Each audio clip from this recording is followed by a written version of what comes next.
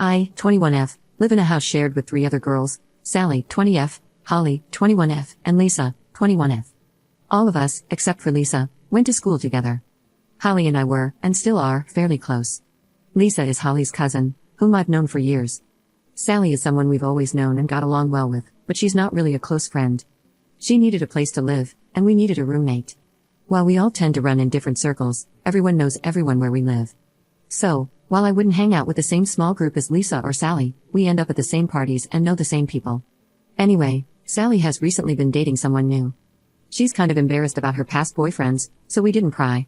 Also, she has a tendency to be dramatic as hell, which can get exhausting if you get sucked in, so we tend to stay out of her business a lot. He has a fairly generic name, we'll call him Tom, not sure about his age, but he's in his 20s. She's been dating Tom for 4 months now, but they hadn't smashed with each other, that is, until last night. Holly, Sally, and I have a WhatsApp group for the 3 of us. Lisa isn't in it, I think because Sally started the group, and those 2 aren't close at all. Sally messaged us last night to mention she was having a friend over, wink wink nudge nudge, and asked if we were okay with it. We were both at a bar and said, great, go for it. They had a good time, I guess, because in the morning, we received a message in the same group saying, guys, Tom and I lost our virginities to each other last night, and I'm so happy, followed by a biblical arc's worth of emojis. Now, I'm sitting here baffled by this message when Holly knocks on my bedroom door, comes in, and asks me how on earth Sally has managed to lose her virginity twice. Sally is a Christian.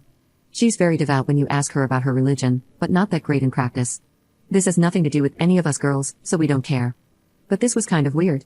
We were a little dumbfounded but went downstairs and made coffee. A couple of hours later, we hear Sally walk downstairs and a guy's voice in the background. They pop their heads in, and Sally says, "Hi guys, this is Tom." He quickly says hello and then leaves. Jesus Christ, I recognize this guy, and we've smashed before. Sally sits down, and we ask her about the virginity thing in a friendly, funny way. She tells us no, because she is Christian, she is a virgin. She says her past boyfriends treated her so badly that she had cleansed her life of them and ended a virgin again. We're apparently also ignoring the several one-night stands I've overheard through my bedroom ceiling. So we ask if she's told Tom that she's a virgin. She says, yes, because I am, and he's a virgin too, so I thought it would sound better. I've dealt with her denial issues before, but this is quite a new level. Sally leaves, and I quickly turn to Holly and tell her I've slept with him. As I mentioned before, Holly and I are close, but we know a lot of the same people. Holly tells me that she's been to a party with him also and that Lisa slept with Tom at that party. So what do I do? At first, I felt bad for the guy for being lied to about Sally's virginity, but now he's doing the same thing? And the fact that 75% of our house has slept with him is a little icky. I thought for a split second that maybe we should get Tom to sleep with Holly so she doesn't feel left out. Joking, of course. Update 1. Hi everyone, I think anyone who read the original post guessed it wouldn't be long before I had an update, but even I didn't think it'd be this quick. Since Sally lost her virginity, Tom has been staying over almost every night. This is fine with all of us, though it's a bit awkward. There's an unspoken rule in our house that boyfriends are allowed over whenever, without anyone needing to clear it first. If we see each other during the day, it's courteous to mention, oh, by the way, so-and-so is coming over later today, but no one has an issue if it's not brought up prior to the visit. They're not sleeping in any communal areas, and we have enough bathrooms that shower time is never an issue. So Tom has been in the house most evenings, but we've barely seen him. They're still in the weird stage of their relationship, where they only leave the bedroom for snacks, Powerade, and to wash their sheets, I hope, so it's not like anyone's avoiding anyone. 2 days ago, Tom must have been at work because Sally was alone in the house, eating lunch. Holly and I were on our way out, about to go shopping, when Sally asked if she could tag along. We said sure, we were just going to get shampoo and toiletries, but she said that was fine because she only needed to get one specific thing.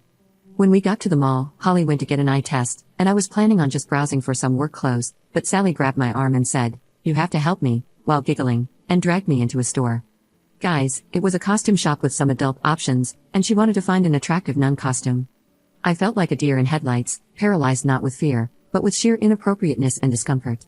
I just stood there nodding, fighting the urge to laugh hysterically and cry simultaneously, and looking for an escape route while she weighed the pros and cons of different Catholic-themed outfits to bring into the bedroom.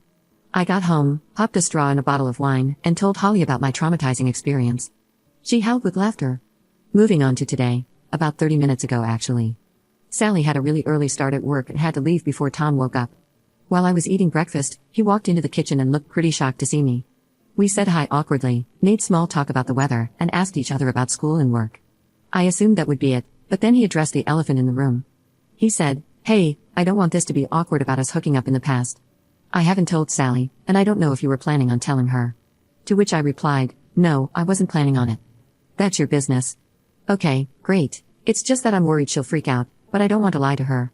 Okay, this next bit kind of slipped out because I'm not really a morning person, and I've had to listen to the faint sounds of creepy religious honeymoon intimacy for 4 days now. Well, maybe telling her you're a virgin wasn't the best idea then. Huh, what are you talking about? Turns out, he didn't tell her he was a virgin. I don't know if she made it up in her head, really believes it, or knows everything, but Tom assured me he had never told her he was a virgin. He assumed I'd heard Sally wrong. Then he said something about Sally being a virgin and maybe feeling ashamed. I tried so hard not to make any kind of facial expression, but mornings are not my happy place, and it must have shown. Tom asked me if Sally really was a virgin, and I just mumbled, "You should talk to her about it," and I don't actually know because, in my defense, I've never seen her do it with my own 2 eyes, but it's a pretty BS defense, so sorry Tom, my bad, I panicked. He said goodbye to me and walked off, furiously texting. So yeah, I'll probably be updating this again. Edit. Okay, I kid you not, we've just had the police at the door. Sally was apparently caught trying to break into Tom's house after he told her to leave him alone and threatened to call the police. Except he hadn't threatened, he'd done it. She resisted arrest and was popped in a nice little cell at about 2 a.m. She looks exhausted, bless her, but I guess a day's stalking will do that to you. She looks really sad, and I feel so bad for her. Holly's running her a bath now, and I'm going to make some tea. I don't know what happened between them, but it looks like it fell on the not-so-chill side of the scale. I'll update later when I get a better grasp of things. Update 2.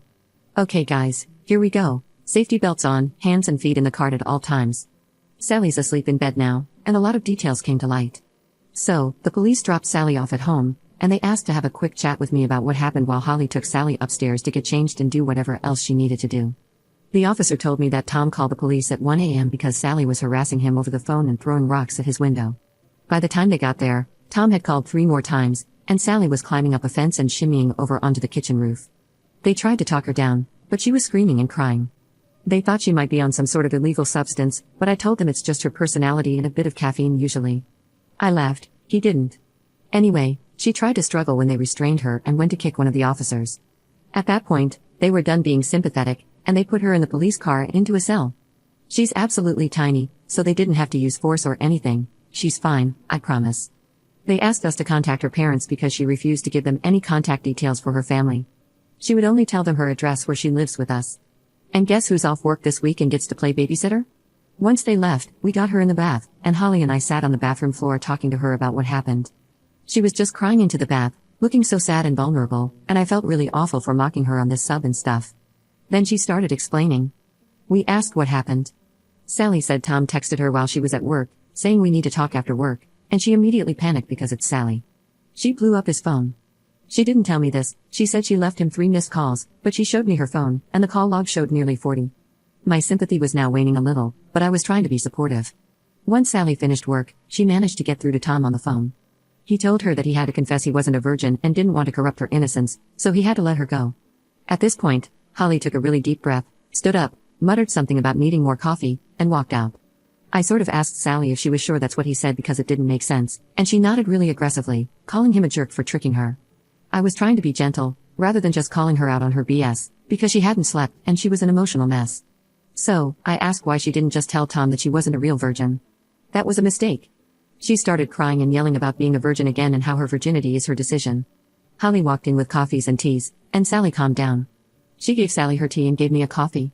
I looked at her, because I don't drink coffee, and Holly knows this, and she just raised her eyebrows and nodded. I took a sip, and it was mostly whiskey. We asked Sally why she went to Tom's house. She said he invited her over to talk about them and work it out. My acute critical thinking skills tell me this is BS. Sally said he didn't answer the door and she got concerned that maybe something happened to him. Tom is clearly accident prone as hell, apparently, and she needed to check if he was okay. Hence the climbing, because even though he's a jerk and she hates him, she still cares about him and needed to know he was alright. She finished work sometime between 4 to 6 p.m. and was arrested at 2 a.m., so I have no idea what she did during those hours. Probably built a lair with a map with lots of strings attached to photos with thumbtacks and newspaper cuttings stuck on the wall. It doesn't seem like we'll be getting a very clear picture of what actually happened from Sally, but you can piece together that she just went all Batman on his biz. Oh, and at least twice in the conversation, she mentioned she was worried she could be pregnant. Again, I'm betting on this being hysterical lack of sleep BS. So, Sally is asleep now, and Holly and I are day drinking. Everything has gone swimmingly. Lisa is away for the next couple of days and is blissfully ignorant of everything that's gone on. So that's all for now. Update 3. Figured I'd give some closure on the situation. Sally ended up sleeping for about 24 hours, and I'm not even kidding.